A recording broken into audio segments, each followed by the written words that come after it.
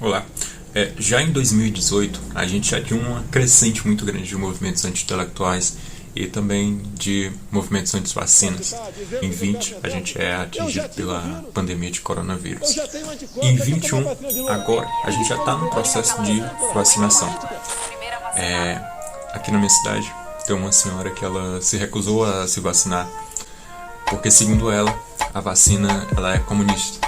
A vacina ela não tem partido, a vacina ela não é de direita nem de esquerda. Em 1878, Fortaleza ela vivencia o segundo ano dos 3 anos de seca na história do Ceará. É também conhecido como a Grande Seca ou a Seca dos 3 Setes. Ocorreram de 1877, 1878 a 1879. Em janeiro de 1994, em uma obra de saneamento, os trabalhadores eles encontraram em uma vala comum dezenas de corpos. As pessoas elas não sabiam do que se tratava. Houve muitas especulações, pesquisas para tentar descobrir de que se tratava. Chegaram à conclusão de que esses ossos eram, na verdade, as ossadas das vítimas dessa seca e da epidemia de varíola. Em um único só dia, morreram 1.004 pessoas em Fortaleza, como o Dia dos 1.000 Mortos. Essas ossadas elas foram encontradas no Jacarecanga, que era um cemitério. O último censo realizado antes da seca, em 1872, Fortaleza ela tinha um pouco mais de 42.000 habitantes apenas. Mas houve um boom populacional em Fortaleza por conta que vinham fugidos da seca e também pela produção de algodão. Estava acontecendo a Guerra de Secessões e o Ceará exportou algodão para os Estados Unidos. Dia 10 de dezembro de 1878 foram contratados 64 dos retirantes. Eles realizavam um trabalho de coveiro. E claro que 64 dos retirantes, apenas 64 pessoas, não era o suficiente para dar conta de tanta gente. Eram 1.004 cadáveres. Centenas de corpos permaneceram empilhados, aguardando o dia seguinte para ir às covas. Conforme os corpos iam chegando, iam sendo empilhados. A diária desses indivíduos ela teve que ser aumentada e a ração também. Os retirantes, muitos deles na seca, trabalhavam e o pagamento era comida. Isso era muito comum. Era dessa forma que o governo tratava essas pessoas. Ainda faltou 12 desses contratados pelo governo para realizar esse trabalho de coveiro. Esses 12 que faltaram foram acometidos já pela doença da varíola. Ainda assim, depois das 7 da noite em que esses indivíduos terminaram o trabalho deles de coveiro, cansados, exaustos pelas condições de trabalho, acabaram deixando o trabalho para outro dia, o restante do trabalho. Ainda sobravam centenas de corpos para serem enterrados. Agora imagina aí como foi no outro dia em que eles chegaram lá no cemitério da Lagoa Funda. Encontraram centenas de corpos, uma nuvem de urubus e cachorros disputando carne humana em putrefação. Para eles realizarem esses trabalhos, eles se embriagaram. E uma pessoa em condições normais, de sentido, não conseguiria realizar isso. Eles passaram um tempo disputando com os cachorros, brigando a pauladas, para que esses animais deixem lá os corpos. O que sobrou, seja animal ou seja humano, foi literalmente jogado em valas comuns. Mesmo sendo pessoas retirantes, inclusive foram contratadas pelo governo por conta disso, né?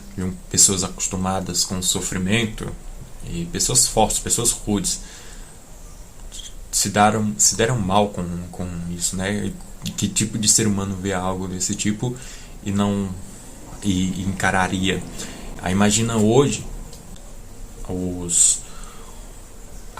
sepultamento de indivíduos que infelizmente faleceram em decorrência da Covid-19, seguindo todos os padrões de higiene, seguindo de fato uma conduta, a gente se emociona. Agora imagina uma cena como essa, com centenas de corpos sendo disputados pelos cachorros, urubus, o mau cheiro, a forma como aconteceu esse sepultamento desses indivíduos serem jogados em valas comuns.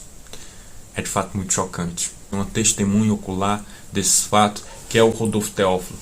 Rodolfo Teófilo foi farmacêutico, professor, escritor, historiador, e ele vai ter um papel muito importante nesse episódio da nossa história, porque além dele registrar esses acontecimentos, ele também vai trabalhar num projeto que para os colegas dele era um projeto absurdo, para o governo mais ainda, que era um projeto de vacinação em massa.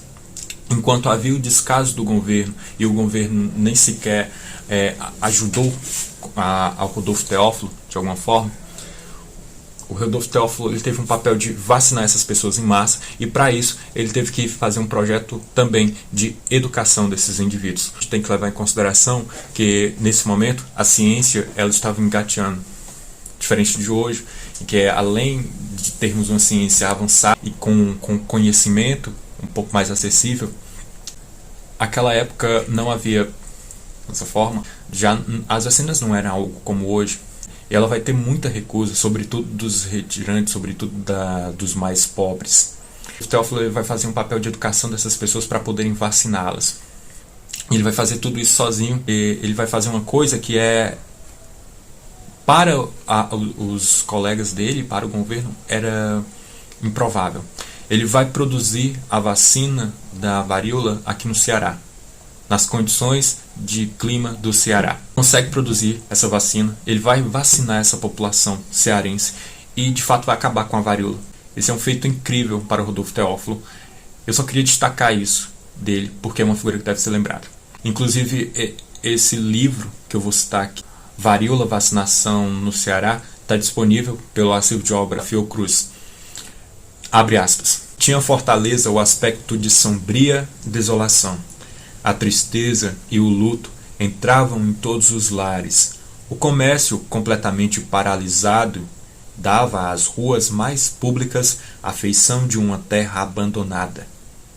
Os transeúntes que se viam eram vestidos de preto ou eram mendigos saindo dos lazarentos, como sinais recentes de bexiga confluente que lhes embarracou a cara e deformou o nariz. Ainda, seguindo com outro relato do Rodolfo Teófilo sobre a calamidade, abre aspas, alguns dias depois da invasão da epidemia, cada alojamento de retirantes era um lazarento de variolosos. As enfermeiras regurgitavam de doentes. Tudo era insuficiente para abrigar os pesteados. Muitos enfermos tinham por teto a sombra das árvores desfolhadas.